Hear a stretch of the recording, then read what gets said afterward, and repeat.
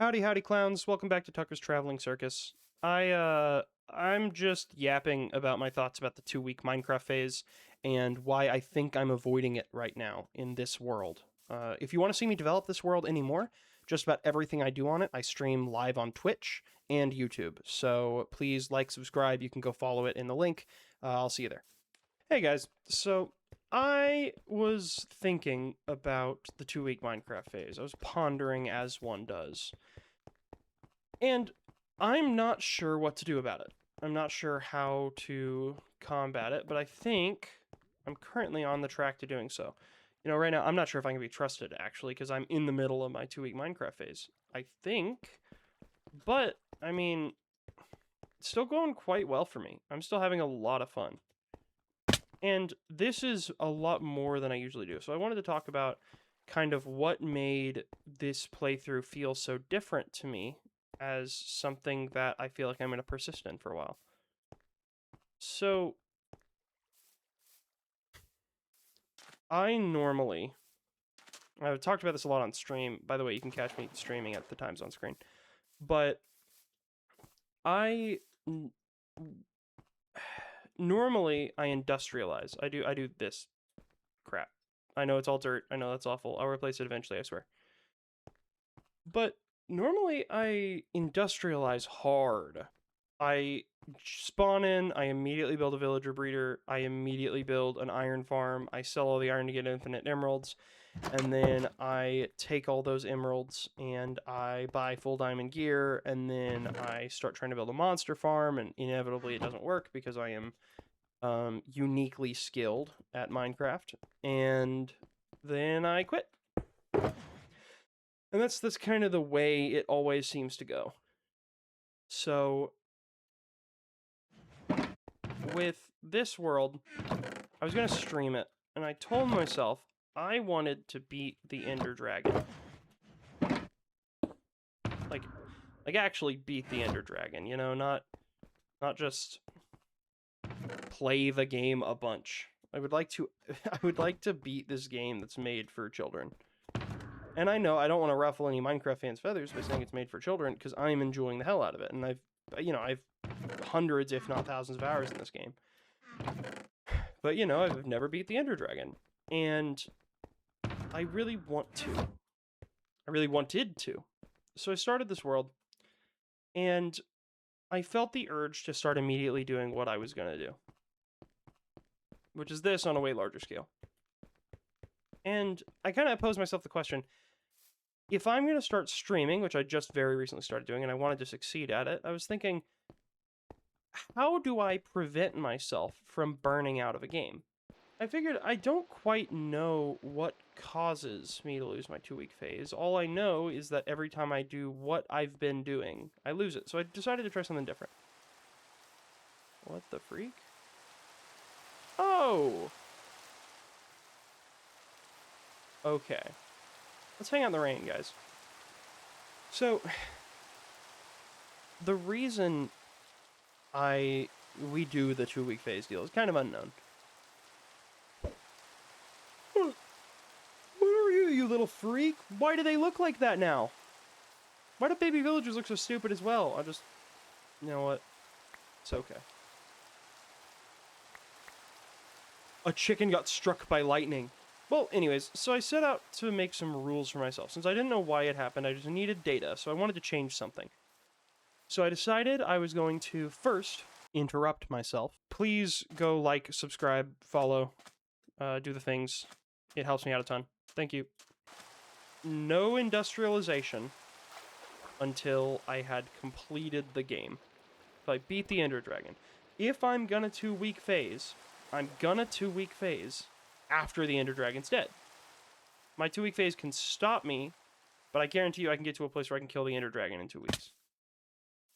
And the second thing was I shouldn't be running away from my base while trying to make this example, but I wanted to build something aesthetic.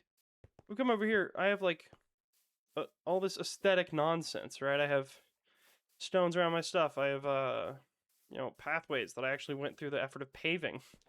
I spent some effort trying to make this look pretty. There's that. I'm happy with this. Kind of my big crown jewel, my pride and joy up here. An Enderman has placed a piece of dirt on top of it, and that is gonna make me violent. So let's just remove it and choose peace. But, you know, I mean, look at this. Like, I actually tried with this. And I built it with no plan. You know, the aesthetic things have to come from me. I have to be creative. Whether or not it comes out good is irrelevant. I have to be creative. And I really feel different now. Playing things and shooting for things because they're aesthetic. Because they provide value other than utilitarian. And, I mean, you know, you can definitely tell that I come from a utilitarian playstyle. Because look at this. Symmetrical room right here. Right off. Room right here. This room was symmetrical until I realized I'd be digging out into the open. So I went ahead and did this. Symmetrical chest room. But I shot for decorations up there in the corners. There's stone brick pillars. I just really tried. And I haven't felt like I tried in a while. It always felt like I was an engineer, not an artist. And it's been honestly a ton of fun trying to get this to work for me, trying to make a world where I felt proud of showing off a building instead of showing off a chest full of resources. You know? And I'm a firm believer that you can play this game any way you want. I'm not bothered by the idea that, like, I'm playing Minecraft wrong. It's just I would like to play Minecraft more. Because I find it fun to play this game as though I'm back in college doing coding stuff. You know, whenever I'm faffing around making redstone stuff and I'm solving problems through industrialization in a game that's rated E for everyone.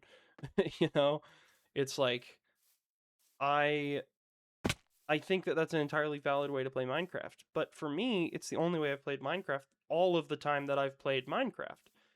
And at the end of the day, that playstyle seems to lead to me playing Minecraft for 2 weeks, and then I stop playing Minecraft. So if I want to play more Minecraft, it seems like I need to tackle that. And now that I've held myself off of the sweet taste of... I've held myself out from the sweet taste of industrialization. And now I get to build my automatic sugarcane farm. I'm about to go and, you know, I got a cobblestone generator hiding away. I would never think to do this. Normally I'd build the cobblestone generator right by my house, but I wanted my place to not look super industrialized, so my cobblestone generator, it's right here. And then you just F3T while you're holding down the trigger, and now I have an automatic cobblestone farm, and you know, I don't have to look at it anytime I'm not using it. And I don't know, I've just found this game, this world, to be a lot more... So far, I feel rewarded. I built a small zombie spawner out of a zombie spawner I found naturally, instead of immediately going to the big industrialized one. I didn't go farming for netherite, digging for netherite, even though I had all the sheep to do it. And I actually caught myself. I was like, why am I building this enormous sheep farm? Why do I have so many sheep that it almost lags out my 4070 Ti Super when I walk by it? And I realized I was getting ready to farm netherite, or mine for netherite. And I was like, that's not the point. But now I'm allowed to use hoppers and rail carts, and hiding behind there's a little system that deposits it all in this chest. And that makes me happy. I enjoy that. I like that. I've found myself having a very great time. I guess the conclusion would be, if you find yourself grappling with the same questions that I was, why am I dealing with this? right? My solution was switch it up and get data. And I've actually found massive success doing that, because now I know that I can prolong my experience if I try to play the game as though my first thought isn't cheesing the game and you know, making a giant industrial monopoly. If I try to play the game how I would play this game if I had no internet exposure to it. And I'm no big redstoner either. And now one of my goals, now that I've started industrializing, one of my goals is don't just copy builds. Like all of these redstone and farms and stuff like that. Like, you know, actually put effort into figuring out how they work. Even if I'm going to just copy a build. Like, you know, I want a very efficient XP and monster farm. So I'm going to use a build guide for that. But I'm going to try my best to memorize it so that I can understand the fundamentals of why it works and kind of look at it and see if I can tweak or modify it at all. And this one is a lot less severe of a, it's not really a restriction or limitation, but it is like a rule where I'm like, try to play the game and learn it instead of watch a bunch of expensive build guides and then quit because you finally got bored after you built all the redstone stuff you wanted to build. Because I didn't build it, right? It's some guy on YouTube built it, and I didn't learn anything about it. I just copied it. And my Minecraft experience was farm a bunch of resources, watch a video and follow a build guide, mine a bunch of resources, do it again.